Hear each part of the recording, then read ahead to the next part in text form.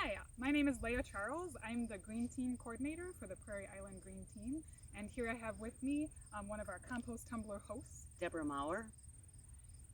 So we wanted to show you a little bit about our compost tumbler system. This is our neighborhood compost tumblers that we have purchased, these tumblers, and there's one at each neighborhood community.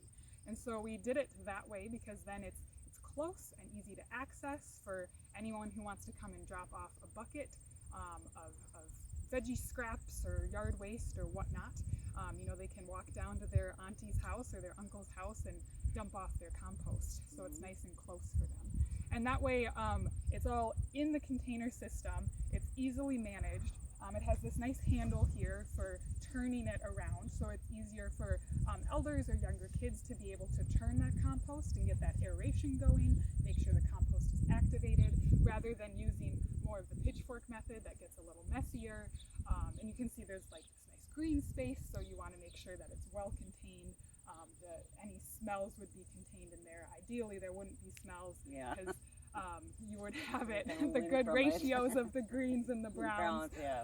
This one's a little more smelly because it's a little wet right now.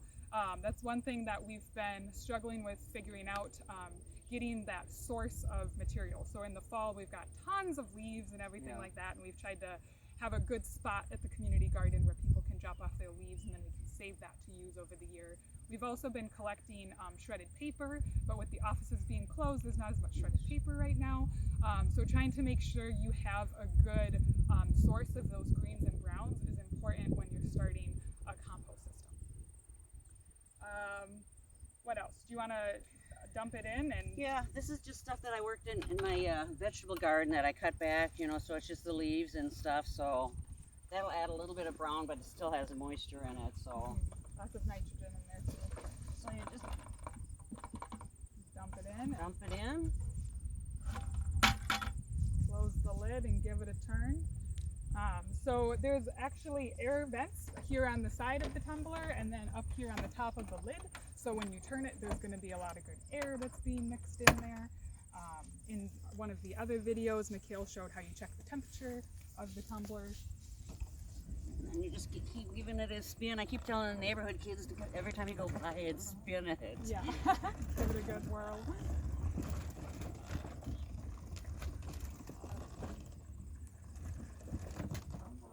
So you can see it's pretty easy to turn. Yeah.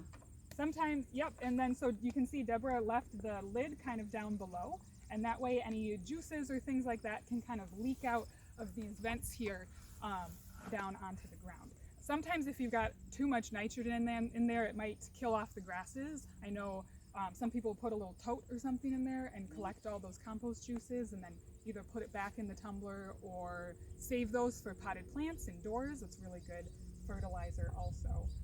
So this is it's been a good system in the sense that it's been very visible because we're here on the roadside of this housing district. So it's large, it's green. We've got these nice signs here that says what to put in it, what to not put in it. Usually those get followed once in a while. I've not run across anything that wasn't supposed to be in there. Okay, so that's good. Yeah. More at the community kitchen, we have a tumbler at the kitchen, and sometimes we'll find some stuff in there that's more of the commercial compostable product where we can't get quite the high enough heat to make that break down, or with some plastic wrap from a cabbage. Once I found an entire plastic wrapped cabbage. Oh no. So once in a while you'll get a little bit of contamination, but that's why it's great to have Debra as the compost host, because she can come out here and check it and make sure everything's going well, add water if you need to, check the temperature. Yep. Yeah. It's been well received in the neighborhood. Like I said, some people use it and some people don't. I don't know, why some don't, but I think I've given everybody like the smaller buckets, so I think it's been, a lot of people do it, so it's filling up, so it's good. That's awesome. Yeah, we sourced a bunch of little small 1-gallon buckets from the casino where they bought pasta salad or cut fruit in them, and they were just throwing them away. And so through connections that the Green Team made, we were able to ask them to save them. And so then we got these little buckets and distributed them to the community through the compost host. So that way everybody has a nice vessel to carry their compost on. With a closing cover on it, so yeah. Yep. Very good.